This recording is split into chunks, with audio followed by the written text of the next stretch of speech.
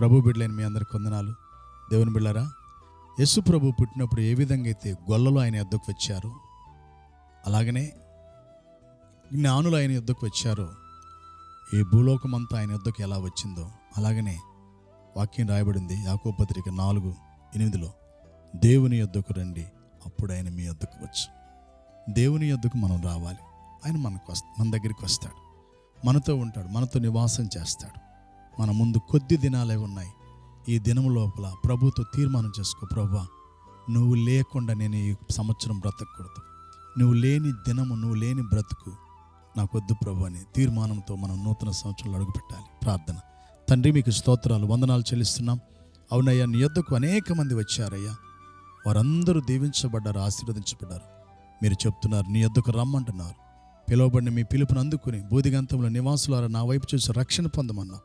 నీ వైపు నువ్వు చూసి రక్షణ పొంది, క్షేమం పొంది, మేలు పొందడానికి బిడ్డలందరినీ రమ్మని పిలుస్తున్నావు. దేవుని యొద్దకు రండి, అప్పుడు ఆయన మీ యొద్దకు వచ్చునన్నావు. మీరు మాతో ఉండి నడిపించమని చూస్తున్న నీ కుమారులు దేశ విదేశాల్లో బిడ్డలందరినీ వారి వారి కుటుంబాల మీ యొద్దకు వచ్చి మీ ద్వారా గొప్ప మేలు పొంది భాగ్యం తెచ్చమని యేసు నామములో ప్రార్థించి పొందుకుంటున్నాం తండ్రి. ఆమెన్. దేవుని కృపతోడైన గాక. ఆమెన్. God bless you.